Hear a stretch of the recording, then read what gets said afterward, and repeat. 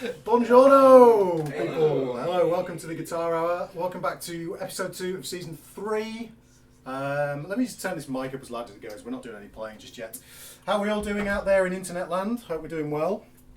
As I say, welcome to the show. As ever, joined by Dave Bronze, David Beebe, Dan Smith, and me, Tom Quayle. So, we've got loads to do today.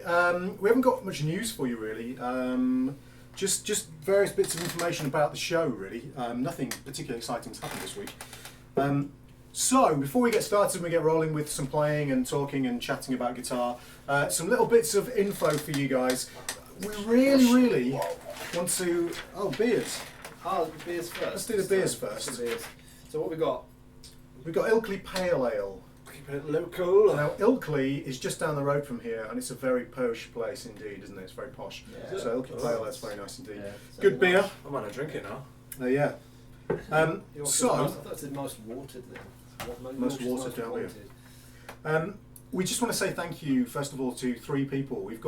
We mentioned last week about the Patreon page that we've got now. If you guys want to support the show, you absolutely can do via Patreon, and you can just basically donate a certain amount each month, as little as you want to, or as much if you decide to do so. That is not to line our personal pockets, that's to help with the show, to get guests on, to improve our stream quality, to help us out, to just get the show better and better for you guys. And we want to thank Anthony Lacey. Yay! Thank you very much, Anthony. Thank you very much. Dominic Webb. Dominic! And Ryan Govier, or Govia. I gave you a very European pronunciation there. You guys are fantastic. You are supporting the show. You are our first 3 Patreon supporters. So we thank you. Patreon. My word. Dan strikes again. So thank you so much for that. And on that note, just another thing as well, before I go into a couple of YouTube woes, we finally have sorted out our copyright issues for our logo as well. We had an issue where, I won't name the company just in case I do get into any hot water, but a very big guitar company, I think some of you guys know who it is, decided that we couldn't have a Guitar Hour logo with 6 tuners in line on the top of the guitar. Now you'll see on our Guitar Hour logo, I'm pointing over here because that's where the screen is, we still have those 6 tuners on the stream, but we can't sell t-shirts or hoodies or caps or whatever with that logo. So I've had to redesign it, which also means you can't read it anymore as the Guitar Gower, because I've redesigned it, which is quite good. So we now have officially been approved, our logo's been approved and our shop has been approved. So if you want to now, you can buy Guitar Hour t-shirts in multiple colours, multiple sizes with different coloured logos. So we now do, which we didn't offer before, a black t-shirt with a white logo as well, which people are asking for. You can do that by going to www.theguitarhour.com. Really easy to remember. Super easy. And just go to the shop section, you'll find all the t-shirts there. And what we've discovered actually, which you didn't know, is they get delivered incredibly quickly, don't they? Like a couple of days after you've ordered them. It's amazing. We've had them delivered to Germany and a couple of other different places, and they get delivered super quickly. And if you act pretty quickly, you can get free delivery until, I think, tomorrow or the day after they do free delivery. Possibly a little bit longer. So that's a limited offer with the company who produce our t-shirts. Also on there's a link to the Patreon page. If you can't find that, it's www.patreon.com/the Guitar Hour, correct? Yes. I think so. Yeah. Patreon.com. Okay, so all that stuff out of the way, that again is just to support the show. It takes a lot of time to put the show together, and again, it's not for lining our pockets. It's just to help us kind of keep the show going and keep it free, essentially, so you'll never have to pay for the show. So, with that said, is there anything you guys want to mention before we get started? Happy birthday, Kai, my son. Yeah. If you're watching. How old is Kai today? He's 9 years old. That's my oldest boy. Oh, let me very briefly tell you what the status of our YouTube channel is. We now, for some unknown reason, have had 2 YouTube channels terminated by YouTube. The second one was terminated today, and we have absolutely no idea why, because there were only original videos on there that you guys haven't seen yet, but stuff that Dan and Bibi had produced that wasn't anywhere else on YouTube, and for some reason YouTube saw fit to terminate that channel too. So we don't know what's going on. You'll have to be patient with us while we get our YouTube channel together. We're going to basically transition from my YouTube channel. The uprising. At some point, we're going to transition onto a dedicated The Guitar Hour YouTube channel. So keep your eyes peeled for that. We've tried it twice now, and YouTube seem adamant that for some reason they don't want us to do this. I don't know why. I'm going to try and get in contact with someone who works, someone human at YouTube, exactly. Where are they based? Is it San Francisco or something? Well, they have bases in each country, I think. So there is a UK base, and we do Go have, down there. we do have some right email down the addresses. So we'll see what we can Well, do. we've got a NAM, we should just smash down the door. Smash it. Yeah. Okay, so that's all the news. There isn't any specific kind of news this week. It's been quite a slow week in the world of guitar. Obviously, if you know of anything, just write it in the chat. I'm pointing over there because that's where the chat is. As usual, guys, just so you know, we've got Twitch and YouTube chat going at the same time. So if you see anything that we respond to and you can't understand where we've seen it from, it's because it's probably on Twitch for the guys who are watching on Twitch, or vice versa. Okay, so with that said, we have an interesting challenge today from Dan. It's sort of in two bits. We're going to do 2 jams, and Dan will explain why we're doing 2. Yeah. What are we doing, Dan? We're going to do sort of musical chairs. Is that a very English game? I don't know, maybe Musical chairs usually is where you... Sorry, I was just chat. Guitar or thongs, great. Sorry, that's what caught my eye. You could wear those to musical chairs. By the way, guys, did you enjoy last week's challenge, the blindfold challenge? What do you reckon to that? Good, yeah? Yeah. Yeah, we'll speak to Dan and Mick because they transitioned, so we'll find out what the deal is with that. Anyway, back to the challenge. Yeah, What's the challenge, Dan? so musical chairs usually is like something that kids do at birthday parties where they walk around a lot of chairs, start music, and you've got to sit down, but they remove a chair each time. We're not going to do that. But that what we would are be going to do... bizarre. for that. We'll dance around with Ninja Turtle outfits on. So we're going to do sort of half a jam on our own gear, and then me and BB are going to swap. So I'm going to play his guitar through his pedals, he's going to play my guitar through my stuff. Tom and Bronzy are going to swap, so we're all going to... And you're not retuning, are you? I can't. Okay. No, so the deal is, essentially... Yeah. The deal is, this is to see, because some of you guys have kind of asked us to do this, and you know we're quite interested as well. If the gear that you use makes a difference to how you sound as a player, not in terms of your tone, because obviously it's going to sound different tonally, but if it makes a big difference to who you are as a player. So do I still sound like me when I play through Dave's gear? Does Dave still sound like him when he plays through my gear? Dave's not going to have, these are the little, I don't know if these are disclaimers, but caveats. We can't have disclaimers. We need disclaimers. What's the guitar out without disclaimers? So Dave's got no whammy bar or sustainer because he's Yeah. playing my guitar, and he's tuned in fourths, and I'm tuned in standard, Yeah. which is going to be interesting. These two have got easy. Yeah. It's not on. We should really swap everything, but that would take too long.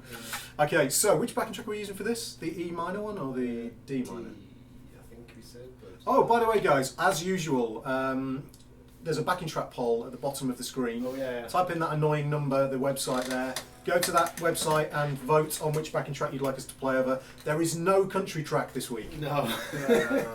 Even though that was hilarious, there is no country track this week. So, starting with Bronzy.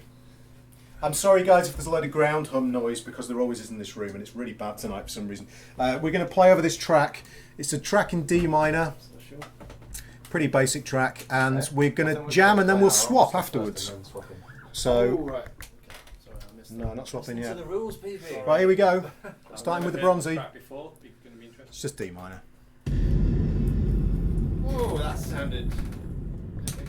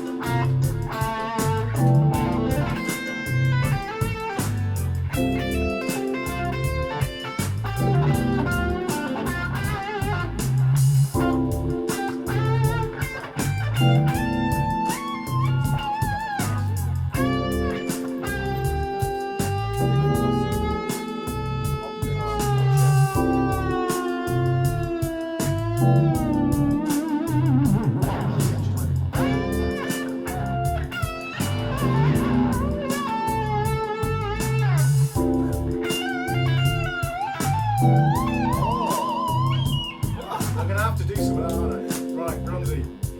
Let's see what Mr. BB can do.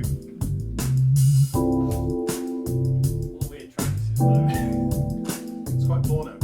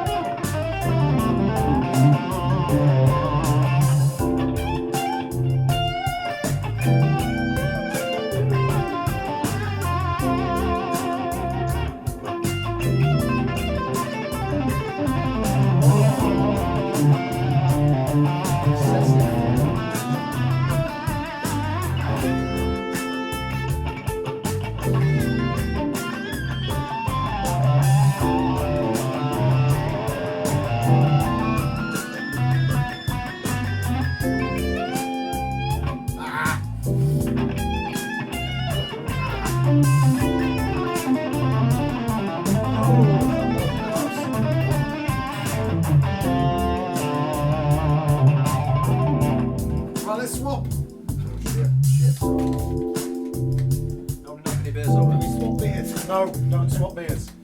Yes, Taylor, Thailand. I'm Sir Dude. Sir Dude. Okay. How can I help you? Sir Dude. Right, disclaimers. This is in standard tuning. How do I get the drive sounds? Press the button urge. Oh man, you're even sweatier than me.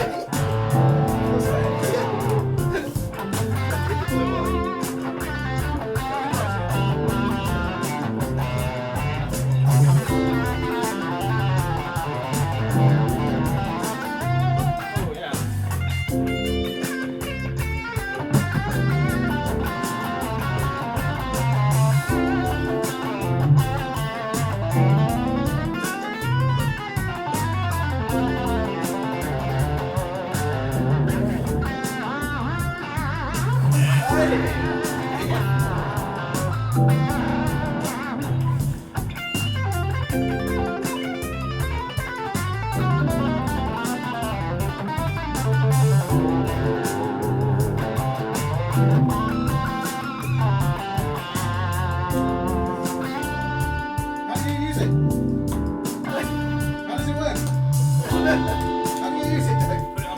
Yeah, pull it out, yeah.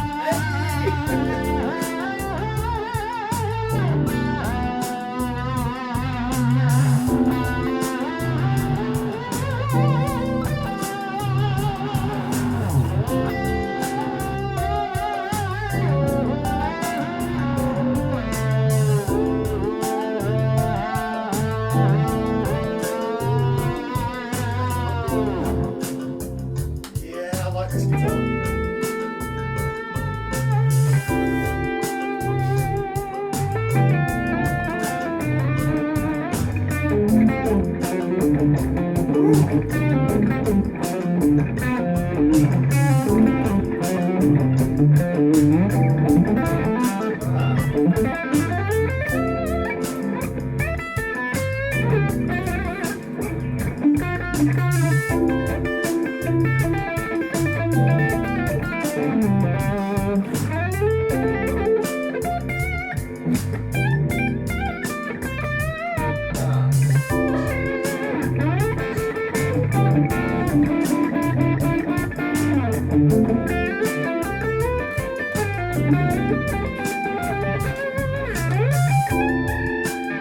Oh, yes. Everyone's abusing my money bar on this show. You don't use it now. Dude, that was sick. Yeah. Right, Beans.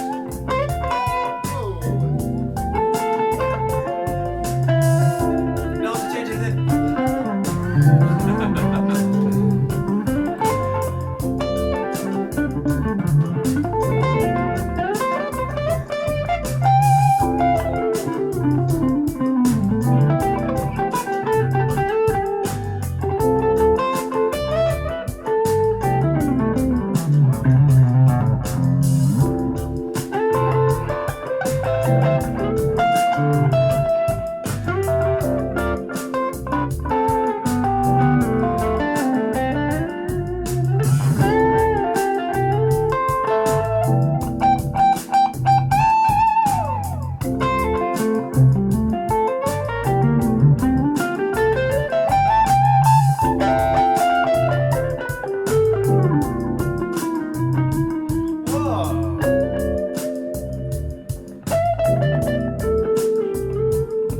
Hi, Taylor, by the way. How are you doing?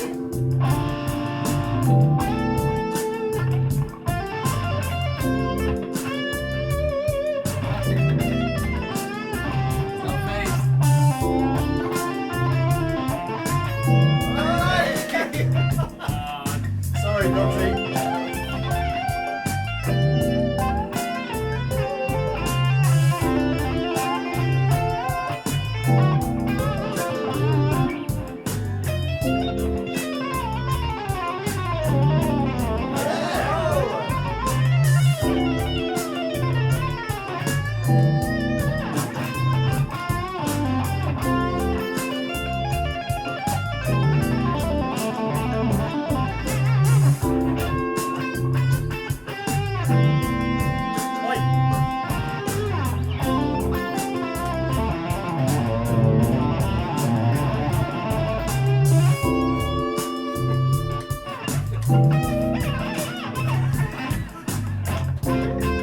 Right, guys.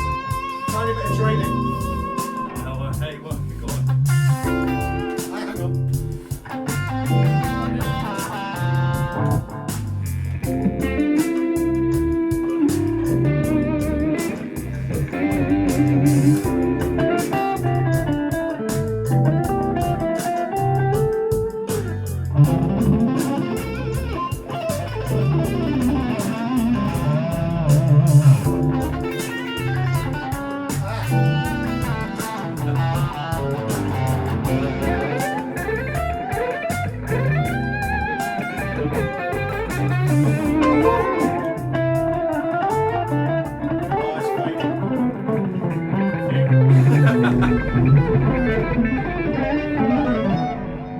Wow, that was hard. Interesting.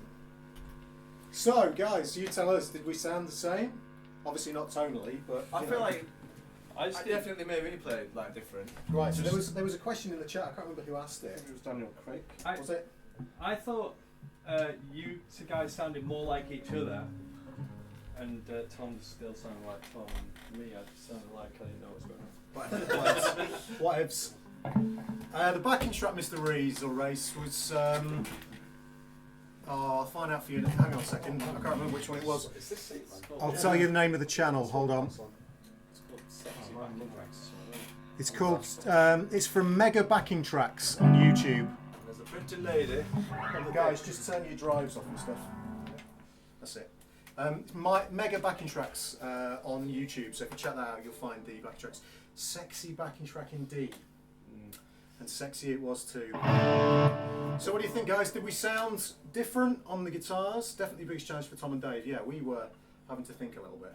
Yeah. That I am stealing. That's being stolen. I do it differently, but I'm nicking that one. Okay, so that was kind of interesting.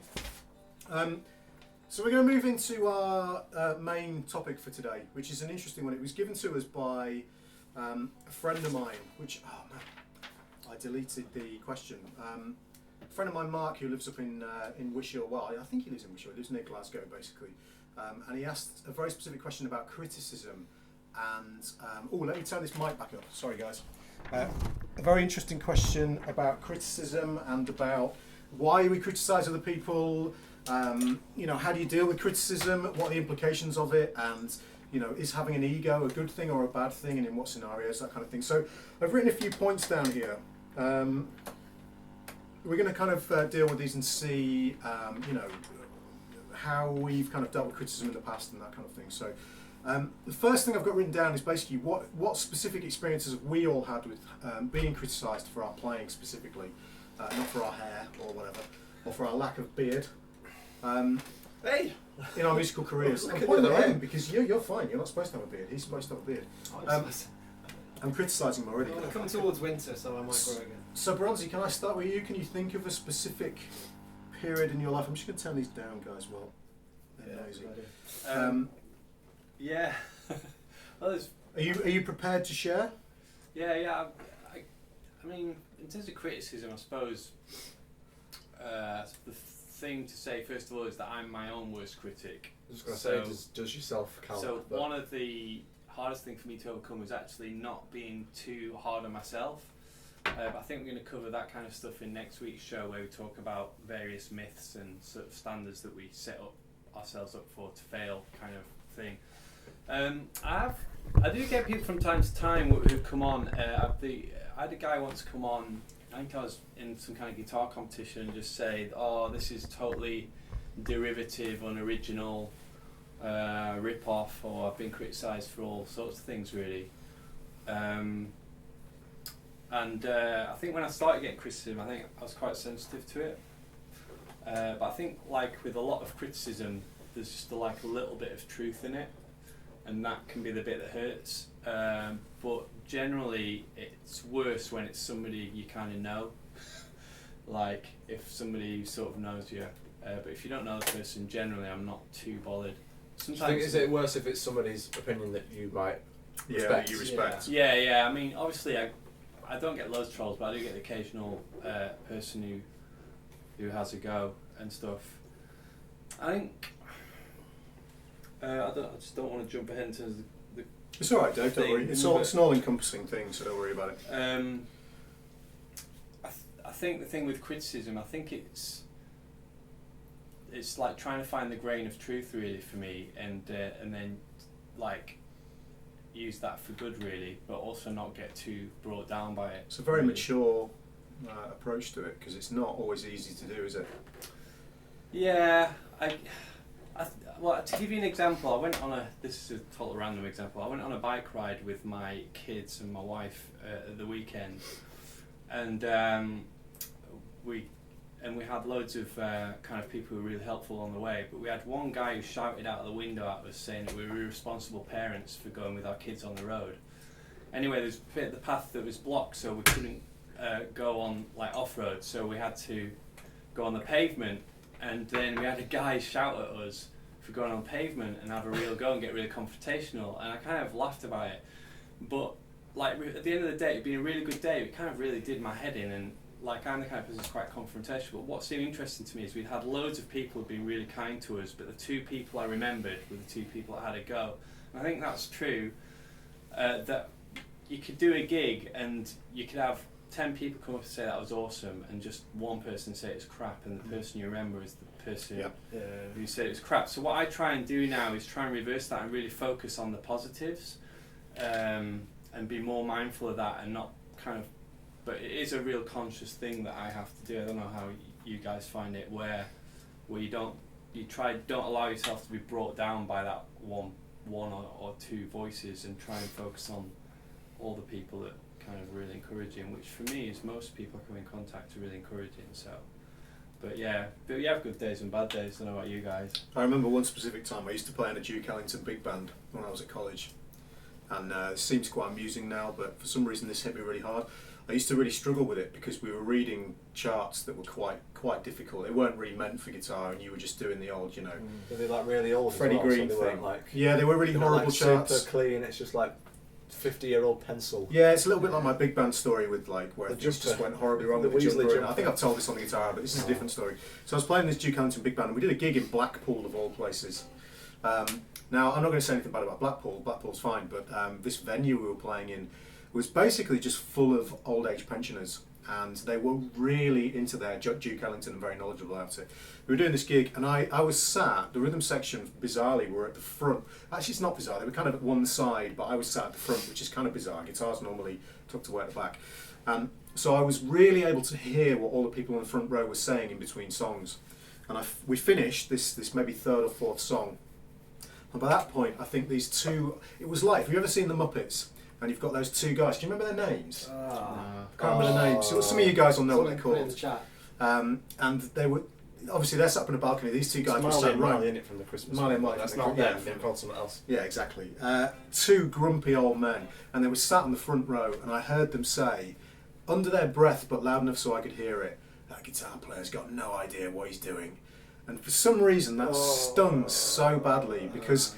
And again, it comes down to what you were saying, Bronzy. It was actually totally 100% true, and I felt like, man, if I sit here and I just kind of play fairly quiet. This was years ago, probably 15 years ago.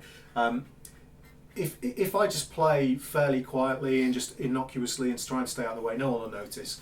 And someone did, and because I'd been busted, it hurt like crazy. And I think you need a few of those things in your life to happen in order that you learn to deal with criticism, because I think learning to deal with it is as important. You can't. We don't just want, and I've got a personal, hatred towards this kind of thing. These safe space kind of situations where you kind of, put yourself in like a bubble and you say, "Oh my God, no one can criticise me. Don't say anything bad about my playing." It's just a fact of life. People are going to criticise what you do, either to your face or probably usually behind your back. It's going to happen. And I think if you can, your solution is amazing. Just kind of find the positives. If it is true, find out what the issue is and potentially deal with it. Don't make it the entire obsessive focus of your entire life. Oh my God, that guy said I couldn't play. What the hell's wrong with me? Find the bit that you find true for yourself. I sound like Deepak Chopra. Find the bit that sounds true for you, and then work on those specific things. Because actually, if you do a Bronzy and turn it round, it can become quite a. It's like a pointer as to what you need to work on if you weren't sure. Yeah, it's not something that comes naturally, I have to say. No, it's something I've kind of worked turning on. it around. It's something that I've had to kind of really force myself to do. I think the other thing is, as guitarists, we're so kind of afraid of criticism that we might not want to put ourselves out there. I remember doing a gig with a well-known guitarist, and we got up to jam, and I got up and jam, and I thought I really sucked, to be honest, and a few people said it was awesome, but there was a few guitarists in the audience who were really amazing. They brought the guitars and they just didn't get up and jam with this famous guitar player. I think because they feared that they might get found out, or because their Facebook persona couldn't kind of live up to it, and I just thought it was really sad. I just thought, man, they should have just gone for it. Because at the end of the day, if you do a great jam and you're awesome, people might remember it for 5 minutes, and if you're crap, it's the same. Do you know what I mean? It's not.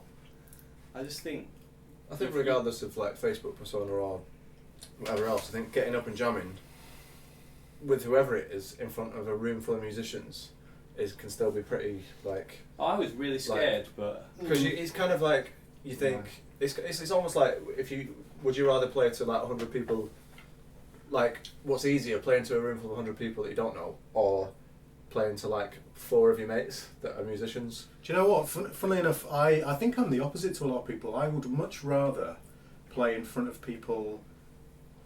First of all, let me say, what were you going to say was the answer to that question? I'd rather play in front of people I don't know, because it's like, really. I played a gig last week and there's probably 200 people in this room, but my mum was there and my sister, and you just keep getting drawn to them because you know they're watching. The other people that you just get on with it. It's like you're just doing. It's really interesting. I think I would much rather play in front of people I know than people I don't know, because. So this is the thing, so long as you're honest with yourself about where you are as a musician and you're not trying to put a persona out there that's fake and is building up something that you can't do, and then you know, it's like lying to everybody in a way that when you then sit down in front and play with people or in front of people, you can't deliver the goods.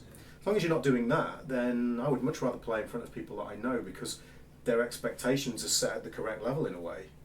Whereas if I play in front of a room of people I don't know, I've got to start from scratch and try and please them with, and almost in a way sort of pander to the audience. You've got to try and gauge what they're enjoying and what they're not enjoying. And that's probably the difference, because we play very different things. Yeah, and also I kind of feel like I make pre-judgments about what they're thinking about me and my playing.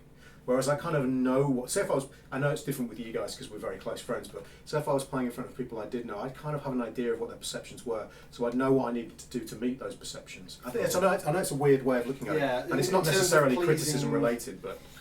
In terms of, checking the box that will potentially please them, is that... Yeah. Well, and actually it is criticism related, because the reason I would do that is to avoid criticism.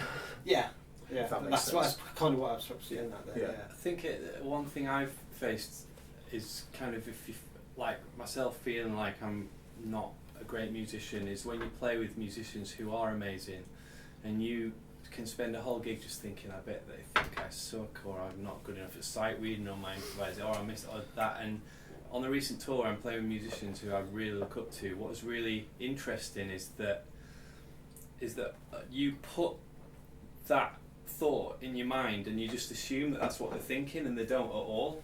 And sometimes it can really ruin your gig, because you'll miss all the good stuff by doing that. Like, you could be like, you're too busy thinking, I'm sure you could miss something really cool that you might have learnt there, or you'd miss all the enjoyment.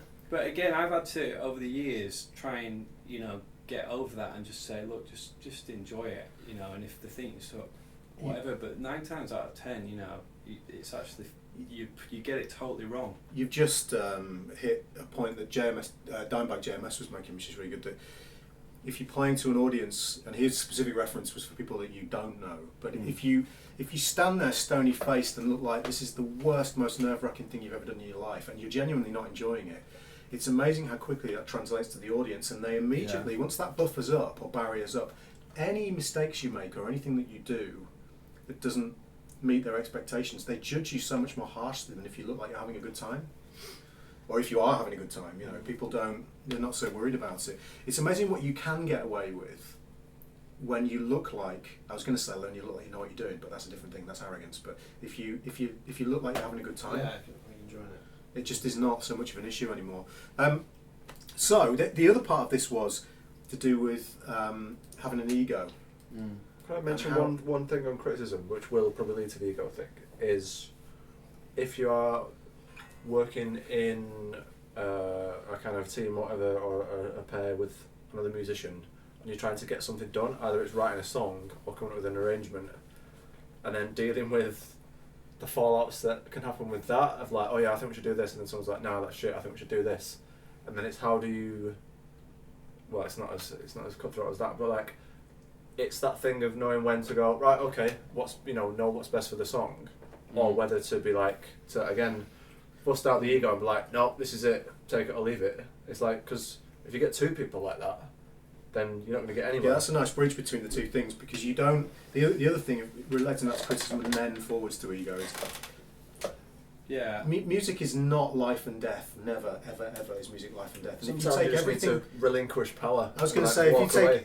take again, it's the two things. So as far as ego goes, yes, relinquish power. As far as criticism goes, if you take everything everybody says to you totally on board and treat it like a personal affront to your musical abilities, you'd never pick up a guitar again. I think you have to, like I've written. No, did I write it down? No, I didn't. I think Developing a bit of a thick skin to criticism, especially if you're going to put yourself online. Oh God. Yeah. It's just not worth. If you've got delicate constitution as far as criticism goes, you need to develop some kind of thick skin if you're going to start putting stuff online because of trolls. You don't tend to encounter those kind of people so much in real life because they tend to be keyboard warriors. But Say, BB. yeah, I forgot. It's gone. Nailed That's it. it. We were just mesmerised by Tom's voice. Sorry. I was the other thing I think it's important to consider is about energy, and I think the way I view it is I have energy, a limited amount of energy, and when people get up in the morning and troll me, I just think there's all this bad stuff going on in the world, and that guy found the energy, and what he thought of doing was not doing something good but come and just have a go at me. I just think, what a waste of energy and time. And then for me, if I meet that criticism and just get annoyed and attack back, I just think that's stopping me writing music. It's taking me away. It's taking my energy then. I think at some point you just go, it's not good use of my energy, it's not good use of my time, I'm just not even going to get involved. I think if I see getting involved in that stuff and dwelling on it is hurting my creativity, then I found that helpful as a way of going, I'm just gonna shelve it, man. I haven't got time to even think about it, Have you noticed when those things happen as well, if something negative like that happens to you, you tend to focus on it all day. Yeah. You can't stop talking about it. Like we had one recently, we took our dogs out, and another guy had his kids on, they were just wandering around, and a dog with him as well. And his dogs started attacking our dogs. And we've got little working cocker spaniels, they're not big dogs, and he had quite a big dog that was attacking our dogs, like physically pushing them around and going to bite them and stuff. And I asked him very politely if he could control his dog, because it wasn't on a lead and he had these two kids. And he was just incredibly rude. And unfortunately, rather than just walk away, grab my dogs and walk away, I reacted to that rudeness. So I was rude back. And I could feel physically my blood pressure rise, and that feeling didn't go away for about 4 hours. Wow. So I got nothing done for 4 hours because this guy had said something to me which Playing really back the annoyed me. scenario, trying to think of the smart thing you could have said. Yeah. Oh yeah, exactly. Yeah. How many times did you hit him in your mind? the same, like that's not criticism. That's just someone being rude. But the same thing occurs if someone criticises you and you focus on it and you think and think and think and think about it and you question why did that person do that. In actual fact, I'm not doing one of these things where you go, well, like when people bully other people and they say the bully's a coward and all that kind of stuff. That doesn't always apply. But in this scenario, the person who's criticised, your energy analogy is amazing because they've basically expended and wasted energy that you don't want to react to. Unless, of the course, other guy probably didn't even think about it for the rest of the day. Yeah, probably. But it walked away. probably. It's like, oh, whatever. Yeah, probably. And then, but you're like raging. That for makes the me rest even of the more day. annoyed. But yeah. The ego thing as well, it's like, what's really important about ego, because egos, I don't do psychology or anything, but I think it's a fairly neutral thing, and ego is you and everything that makes you you. And I think it's important when musically to know what you're trying to do. So I know we have a bit of a joke on the show that I can't sight read, can't play over changes, and I'm not a jazz badger. We love you for it though, Dave. Yeah, I'm the rock guy. But that's quite solidly I'm really okay with that. Yeah. And so any criticism around me not being able to play over changes, it's not my focus, because focus is writing music. And I think that's really important as well. When somebody says to me, "Oh, you crap at playing funk," I just go, "Yeah." So I never said I could play funk. yeah, it's like Mate. I'm not like it. I'm not super all around that. Why are you on about? Oh! And also, like, when you play with guys who are as good as these three guys here, I don't compare myself or I don't come in and think, I wish I could be Tom, or I wish I could be Dan, or I wish I could be David, or whatever. I just think I'm glad there's some stuff I wish I could do better that they do. And I think that helps with criticism as well, because it's something about that ego is knowing who you are and what you're trying to do, and I think you protect yourself a bit in that, really. I don't know what you guys think. Yeah, I feel it's like massively context dependent, because where my ego is or not, or my comfort zone, I guess. My ego is always at my feet getting stomped on. So like, it's interesting what you say about, you know, perhaps the things that you're not so good at, but then I feel every time we do the show, in a way that I'm doing things that are pretty much every week what I don't practice or I'm not, or I'm confident at. So, like, so it's like I'm always. I feel. no, because like, you know, I mean, it's like, it's definitely something that I always feel a little bit like tense. I think we talked about it a little bit as well, about like jamming on this stuff, and it's like it's just out of not what tends to be what I do so much at the moment. Well, I was worried about like live thinking about as well. the chat as well, and like thinking, no, what's I mean. Just improvising, like jamming and stuff live anyway, is that in itself is quite a, you know, I know a lot of guys are streaming and stuff now, but like that in itself is a bit of a, anything can happen, like, you know, and we've all played wrong notes, but it's just like, I think it's been massively beneficial for that part of the brain. I think I've improved in confidence since doing the show, because I used to be worried when I first came on, I'll suck and everyone think I'm crap, and now I just think everyone thinks I'm crap. If you watch if you go back and watch vintage Guitar Hour from like 2014 maybe, when we first started, when Dan and I first started, it was Dan's idea actually, when we first started it. We used to get properly nervous before a live stream, didn't we? We really did. I mean, you maybe can tell if you watch them back, but again, probably because you sort of imagine all of this, a lot of this thing related to criticism relates back to this idea that your brain always imagines the worst possible scenario that could possibly ever happen. Yeah. And again, when someone says something to you, and like I guess we should probably wrap this up at some point. I mean, Dave has inspired so many people in this. You've got everyone emotional, Dave, but it's this whole idea that you always imagine the worst scenario that could possibly happen, or the worst thing that someone could think about you, and then when they do criticise you, it's like all those things have come true. But in actual fact, to most people, a bit of a criticism of you is just a totally passing, fleeting comment in the wind that they say and then they forget about it. The difference is that you don't forget about it and you focus on it. But if you just allow yourself to kind of forget about it like they do as well, and also not be a critic yourself. I mean, there is definitely a healthy amount of criticism. Criticism, I hate the word, a healthy amount of somebody. Again, it's this thing like they have it's Jam of the Week, isn't it? The Facebook group where people post videos on of themselves playing over a standard or a particular jazz musician's tunes for that week. So I think this week it's John Coltrane. So obviously everybody's playing Giant Steps or 26/2 or these horrifically complicated tunes, and they actually state on there that you need to specify whether you want criticism or not. And that's quite useful Good because dating website, man. Yeah, absolutely. Because you can actually get criticism on there, but really, it's very rarely needed. I think I don't see the point of it. For someone else to say something to somebody else, like if I turn around to BB and said, you know, Dave uses his whammy. This is not true, Dave. I'm using this as an example. I love the fact that you do this. Dave uses his whammy bar too much. Why have I done that? What am I going to achieve by doing that? The only reason I could possibly say that is to make myself feel better. Because what do I achieve? Especially if I say it to him. Yeah. If I said it to you, and I'm friends with you, and I go, Bronzy, leave the whammy bar. It's an intervention. A whammy bar intervention. Whammy bar intervention. I think that's me being a bit of a, you know.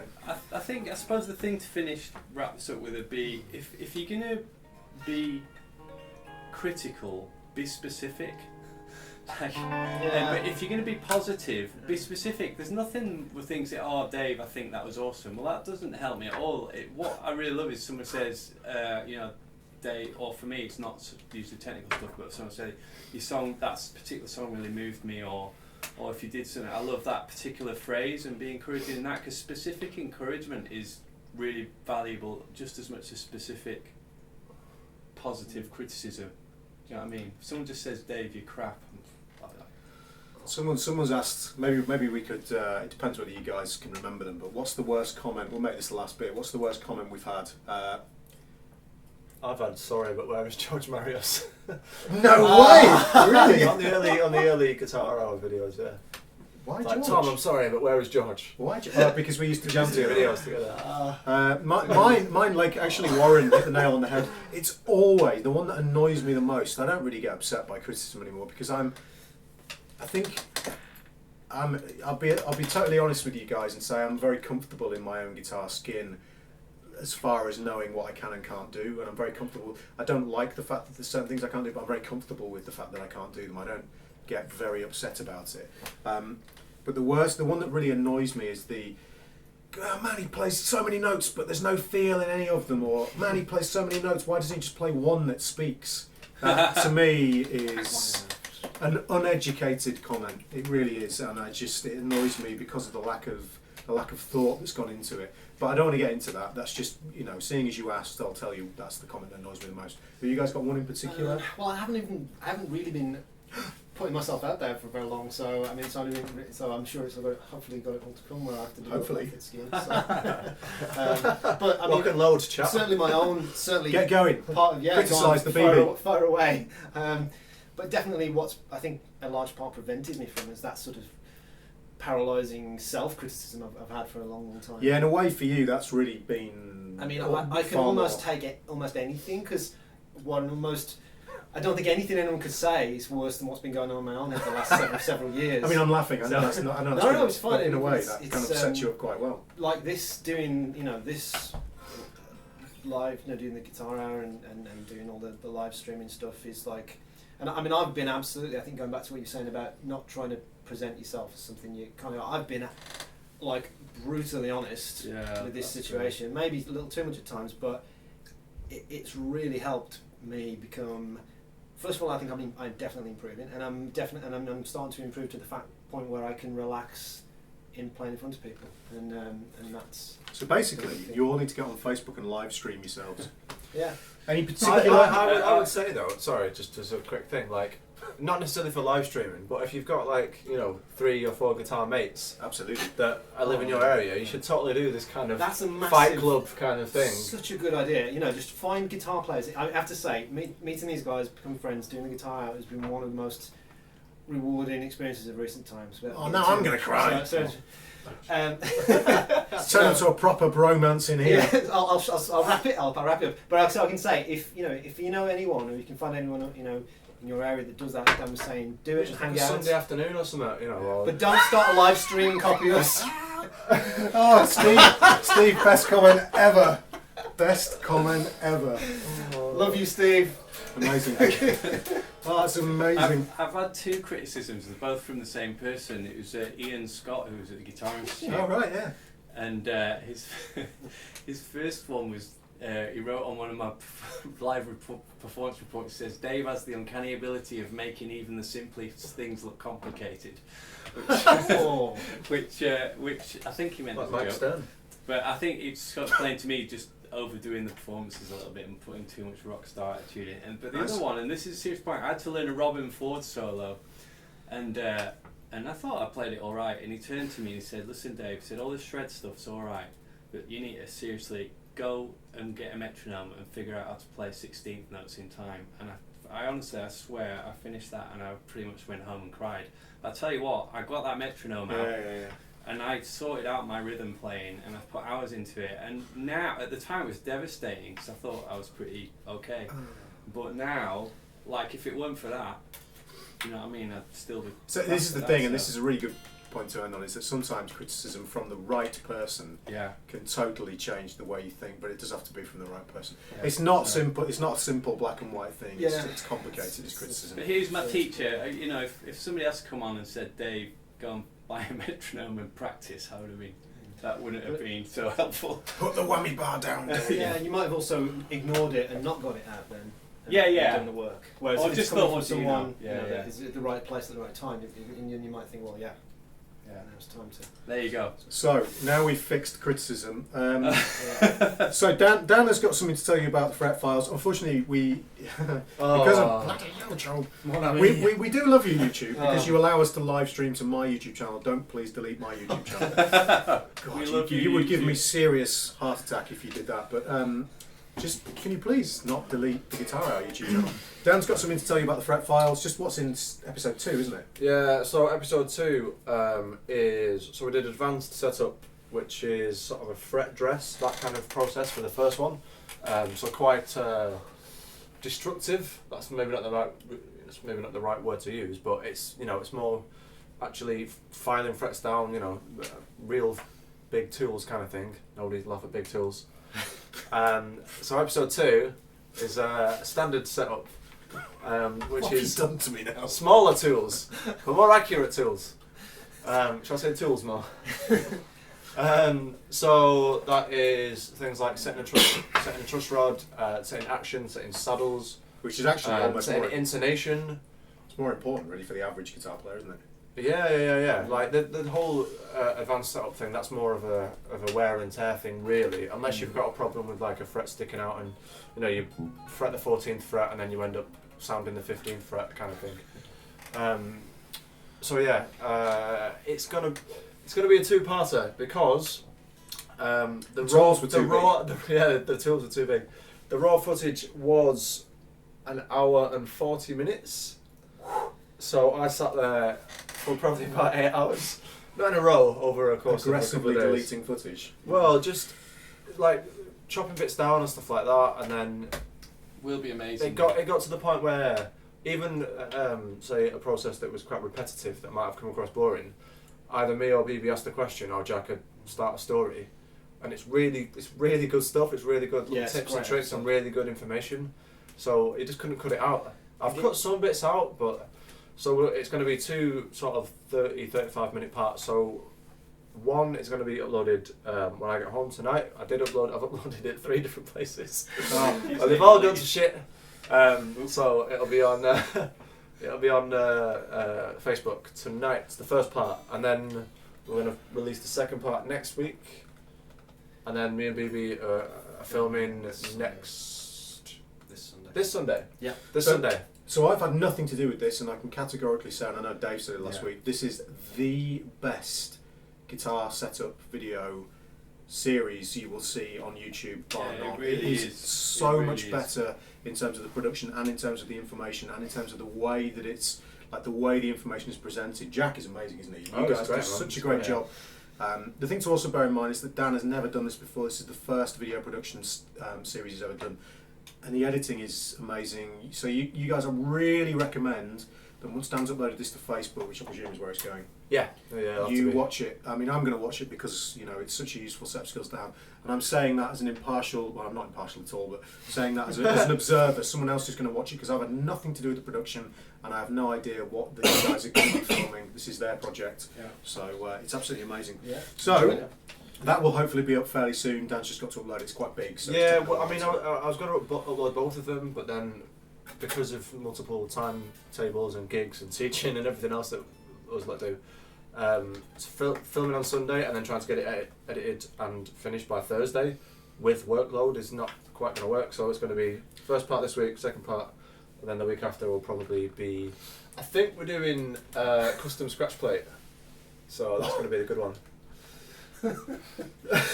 Right, so let me just. I know that is hilarious, but March of the Clouds has asked a question. Please put a link for that video and your store. So the video will be on facebook.com/The Guitar Hour. It's all /The Guitar Hour. Yep. The t-shirt store, if you go to www.theguitarhour.com, just really simple, super easy to remember, you will find our website there, and you can click on the Patreon from there and help us support the show that way by donating every month. And you can just do $1 if you want, guys. You don't need to do any more than $1 if you don't want to. Just help us out with the show. Again, that's not to line our pockets. That's just to help out with the show. And you can buy t-shirts, hoodies, various other bits from that website as well. Swag. They get delivered pretty quickly. We've got women's and men's stuff on there, and we've got various different t-shirts, baseball shirts, and hoodies. Raglan, I think, is the name. Raglan. My sister told me. I don't know if that's a real thing. So various different colours, different logos, different logo colours, so on and so forth. So we're all going to be wearing them at some point soon. Okay, so you can check that out. Right, guys, that is the Fret Files best setup show on YouTube, bar none. Now we're going to have a bit of a jam. Now I've got written down here our jam choice BB backing track, but in actual fact, he's been superseded by this man who bizarrely picked a fusion track. What's going on? I hear you say. I don't know. I just woke up yesterday Bronzy, feeling weird. what are you? What are we getting to you? We're rubbing off on you. I'm not rubbing off on anybody. Well, we usually save that for after the show. Oh, Great. First it's blindfolds, and now just guys. Right. Is it legal to wear these shirts now? Right. Okay. Yes. So this is. Let me just tell you about this track. This is an E minor kind of fusion jam track. The reason they've called it fusion, it's got a few chord changes in, but this is on. What does that say? Benjamin Harrison. So if you search for, let me type it into the chat. Go on YouTube, search for this guy. Whoops. Go on, search for this guy. You will find this backing track. It's a jam track, jazz fusion E minor at 110 BPM. Okay. What's going on? He's got a It's supposed to be jamming. dog. Yep, 2 seconds. Right. In I'll which take case, his jam. Bronzy's going to start. Bronzy's starting the fusion jam. You do want to start, then? I mean, you picked it, Bronzy. Yeah, go. I'll start. Yeah, you You picked made it. your fusion bed. Just don't criticise me, alright? I like it. All right. Let's do this thing. Sorry about the noise, guys. Can I just say I was at the gym last night Whoa. and my arms are. I can't pick No. properly. Are these Maybe your have disclaimers. Are these your disclaimers? Disclaimer, yeah, disclaimers. Right. Here we go. I think you've turned me down, Tom. What? Just turn you back up again. There you go. I think I unplugged my lead, Tom.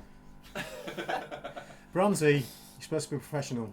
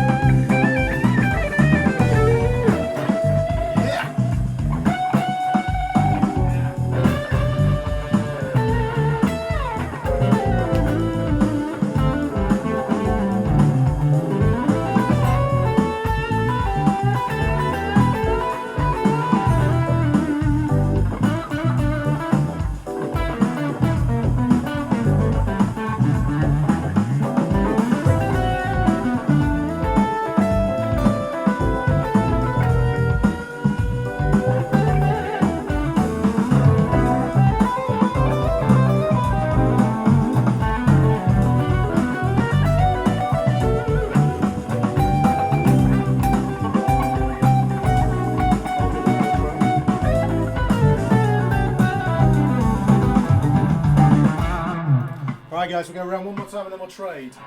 So I'll just do mine and then...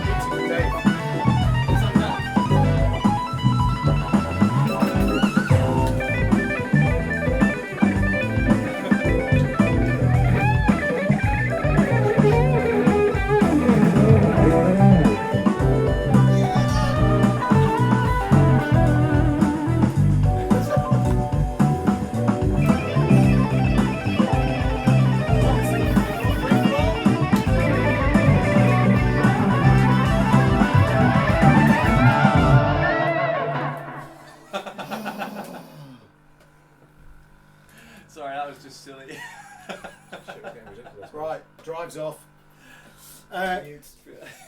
Yeah, sorry, Victor. We would have played melodically, but Dave got us into a shred off. Sorry. So we do apologise.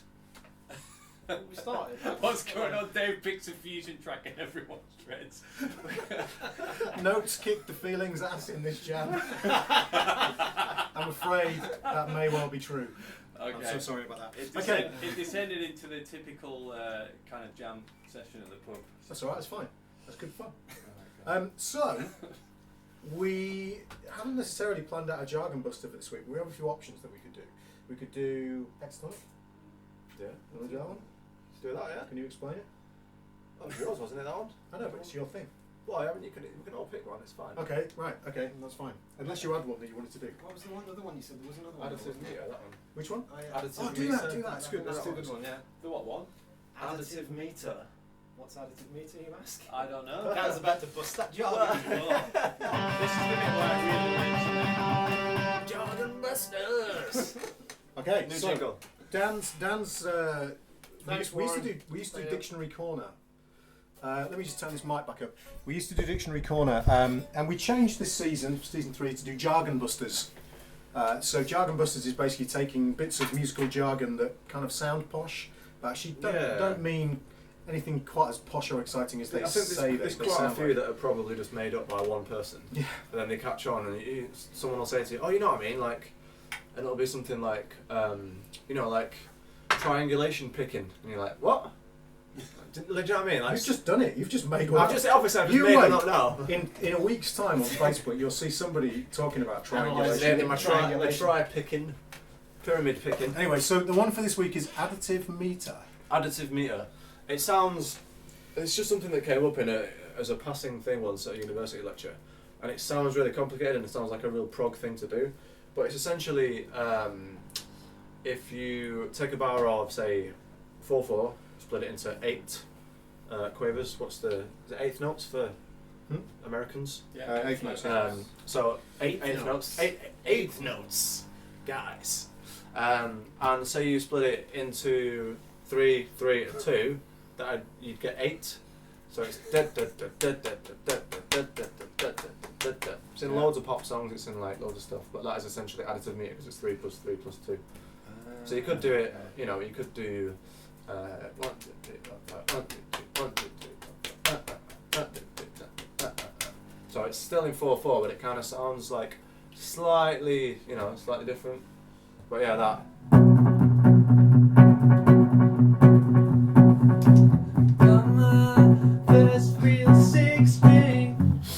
Down at the 5 and It's actually in Simply the Best, Tina Turner.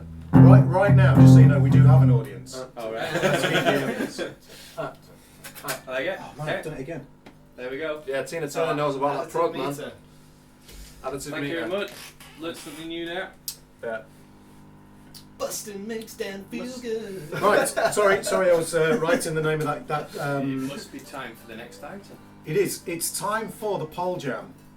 Okay. Not Pearl Jam, but the Pole Jam. Oh, We haven't really mentioned it that much this week, so hopefully you've been doing some voting. Let me see what's won, Yeah, I forgot. If it's one guy. or if anybody's voted on anything. Overlord. Let's have a look. Somebody's making a lot of noise. Not me. I'm blue. Results. Well, we've had not many votes. C minor modal shuffle Alright. is the winner. Sorry guys, we didn't really mention it very much. That's an advert. Now, I've never really thought. Sorry guys. Right. Oh, this is excellent. This is a Camilo Valandia track. Camilo is an incredible guitar player. Just an unbelievable guitar player. Guys, you need to check out Camilo Valandia. I'll type his name into the chat. BB, can you start this? Yeah. Go around. I can't remember what this is like, guys. It's just a C minor fusion shuffle. I believe it's just a blues, but I could be wrong. It's only 3 minutes 29, so we'll need to go around this twice. Alright guys, so enjoy the jam. Turn the mic down. I'm going to.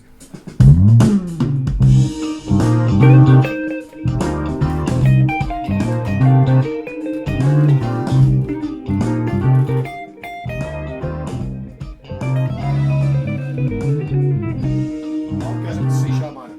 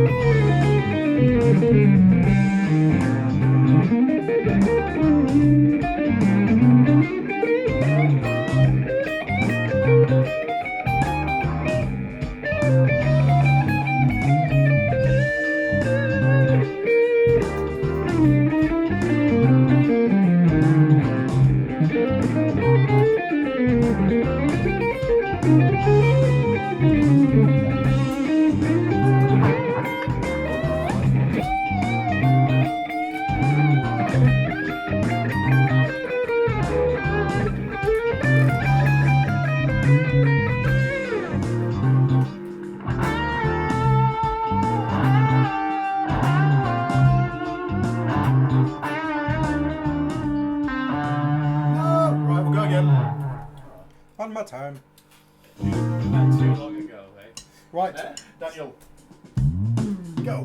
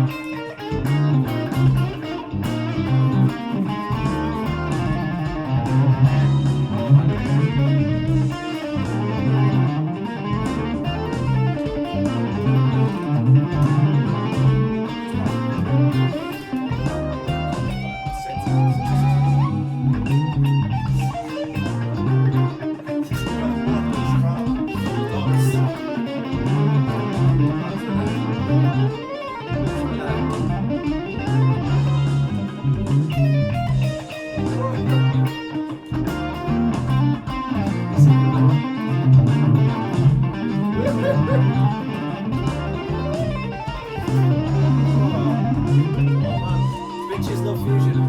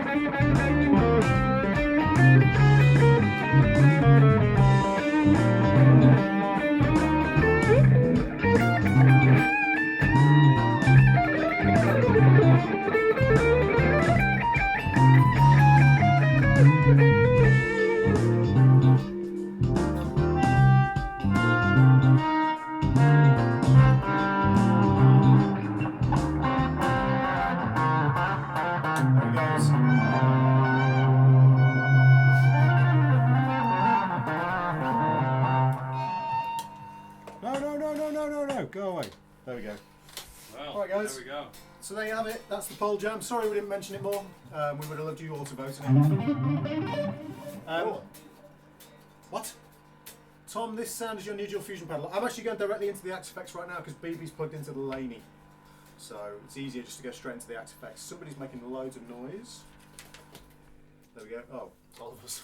so, alright guys, so to finish with, we've got some questions. We're not going to go through all these again because there's a billion of them. So we'll keep saving these for each episode. We'll pick one each. Okay, Kyle Sharples. Can you recommend any fun, easy, intermediate jazz songs to learn? Well. So what? Yeah, exactly. So what? Thanks, Dave. All the usual suspects, guys. So what? Autumn Leaves. Get really good Bossa. over a jazz blues. Blue Bossa. Just a standard jazz blues with a substitution. That's the in it. thing. The jazz blues. It's a really good suggestion, but it's actually really difficult to get really good at. I wouldn't Green describe Dolphin the Street? jazz blues as being easy or intermediate. Pardon? Is it Green Dolphin Street or Blue Yeah, Dolphin? That's they're pretty quite, serious, quite isn't it? tricky. Okay. Blue Bossa. You should really get to grips with all the things you are as well, even though it's quite difficult. It's very it's got a lot of kind of movement that's very derivative of kind of the style, so that's definitely worth getting to grips with. It's very difficult for if you've not played jazz before. Can you think of any of those, BB, that are really approachable? Fly Me to the What Moon. did we say so far? Fly me to the We've said Blue Bossa, Autumn Leaves. Beautiful Love, All of Me. All of Me. It's a bit cheesy, but it's easy. I mean, if you want Cheesy to. but easy. I mean, what else? I mean, what you could do is look at like old jazz tunes, kind of like the stuff that ends up coming out with the kind of gigs I do, because the changes are a lot simpler. It's kind of before everybody started 2/5ing all over everything. Well, that's what All of Me is, isn't Yeah, it? yeah. So like All of Me is a good simple one, and there's various. I think if you want to learn and you go straight to like John Coltrane or Charlie Parker, you're just going to get overwhelmed. So like, just take your time and try and find a way in that suits you. Hi Gorg 2016. Thank you for joining the stream. Yes, Christopher Capuana's got a little Sonny's a good one. There's basically when you're playing jazz stuff, there's no easy answers. I mean, even playing something like Autumn Leaves, it's not actually that easy to outline the changes. Blue Bossa again, you've really got to learn the fretboard really well and learn the vocabulary. So if you're going to play jazz and you're looking for shortcuts, probably want to start. An amazing. It's not for now. I've got an amazing story to tell later, or just like to relay the information. But it depends on like how you are. Unless you're really Sorry, guys. lucky.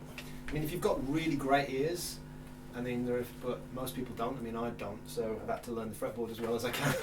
But yeah. Depends Okay. on how it goes. Bronzy, do you want to pick a question? Yeah, I'll go with Ryan Simmons because I know he's hopefully still watching. So Ryan Simmons, one thing I really struggle is finding suitable pieces to learn. It seems that everything is either a decade ahead of what I'm capable, or so straightforward that it's a complete bore to learn. Do you guys think it'd just be the best idea to learn those pieces till I come into till the others come into reach over time? I'd really like to hear you and the guys talk around it. Okay, I think try and learn it no matter how hard it is, because I've had pieces where I've had one attempt and then and just a little bit clicks, and then 5 years later I had another go, and then realised that all that time that went into transcribing it and learning it and everything actually did really helpful. So my advice is just go for the really hard stuff, and if you're struggling, get a few lessons on it, I think. But there's something that happens when you put hours and hours and hours. I remember trying to learn the Attitude song by Steve Vai, and I couldn't play it, I still probably can't, but something about shedding really improved loads of areas of my technique, even though I never managed to master it completely. So I'd say go for it. I don't know what you guys think. Yeah, maybe you're setting your goals too high and too specific in trying to learn an entire piece as a performance piece. It sounds like what you're trying to do. You know, you don't have to get everything down. It depends what the thing is as well. It's like if it's just a piece for your own pleasure, then you can spend 10 years trying to learn waves or something. But if Waves? like the Guthrie song. Oh, right, yeah. How dare you? Sorry. In fact, also I guess like Ryan. I mean, if you're still there, do you mean like learning set pieces and like playing things note for note, or Do you mean for like improvising? university things, or like is there a deadline on these things? Because if it's something you've got to learn for a deadline, obviously, if you're gonna not be able to do it, it's kind of you got to jump through the hoops, haven't you? You can just. I mean, I'm really bad at learning entire pieces anyway. I've never learned anything all the way through, literally hardly anything. So just nick the bits you like. That's what I'd say.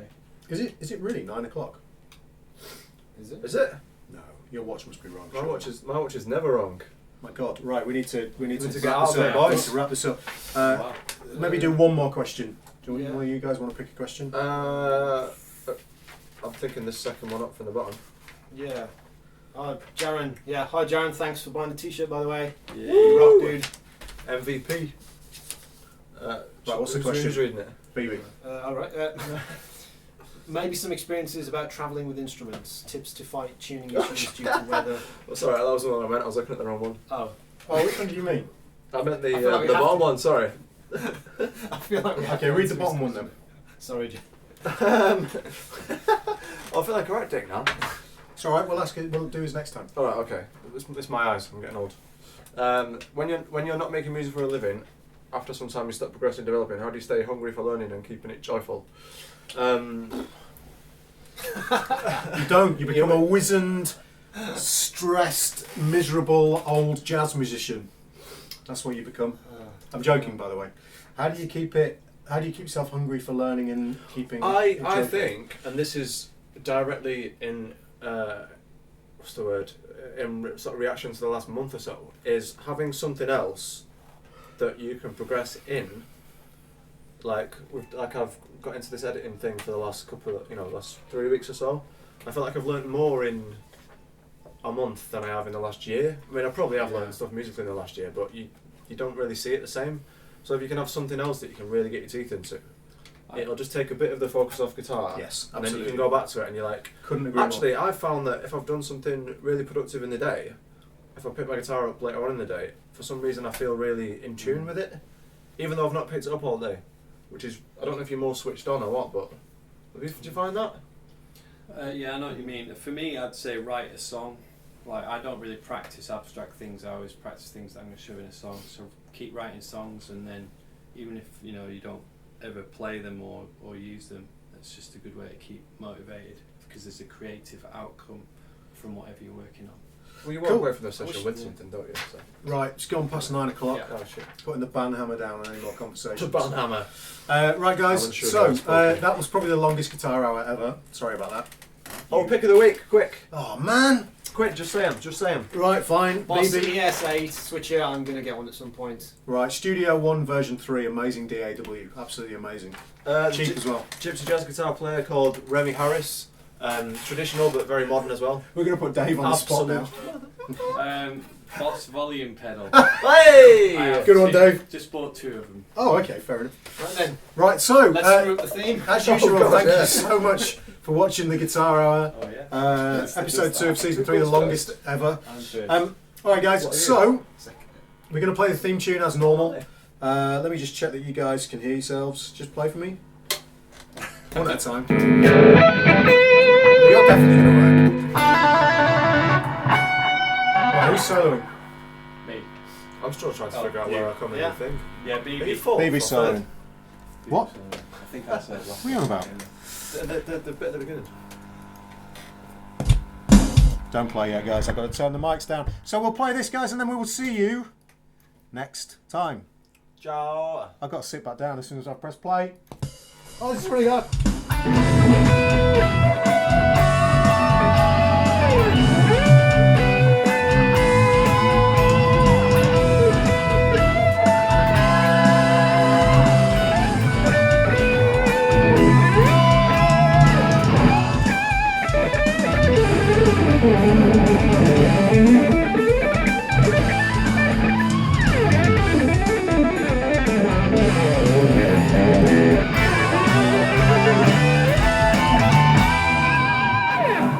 Bye guys. See you later. Bye.